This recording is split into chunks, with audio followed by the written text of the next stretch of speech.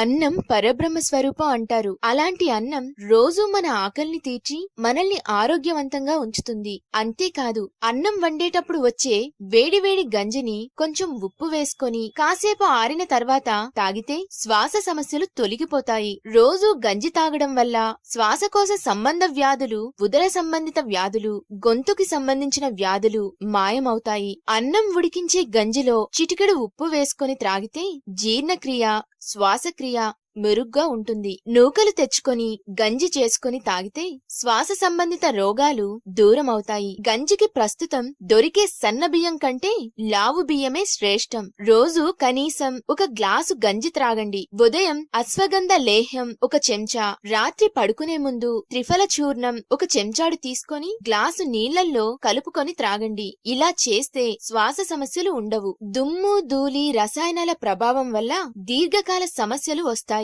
అందులో ఆస్తమా ఒకటి. ఆస్తమాను దూరం చేసుకోవాలంటే మాస్కులు వాడాలి. బయటికి వెళ్లినప్పుడు ముక్కుకు మాస్కులు ధరించడం ఉత్తమమని వైద్యులు సూచిస్తున్నారు. ఇలా రోజు గంజి తాగడం వల్ల మన పూర్వీకుల్లా మనం కూడా ఎంతో ఆరోగ్యవంతంగా ఉంటాం. తప్పక పాటిస్తారు కదా. అలాగే ఈ వీడియో మీకు నచ్చినట్లయితే లైక్ చేయండి, షేర్ చేయండి, కామెంట్ చేయడం మర్చిపోకండి. అలాగే సబ్స్క్రైబ్ చేసుకోండి. పక్కనే ఉన్న గంట సింబల్ ని ప్రెస్ చేయండి.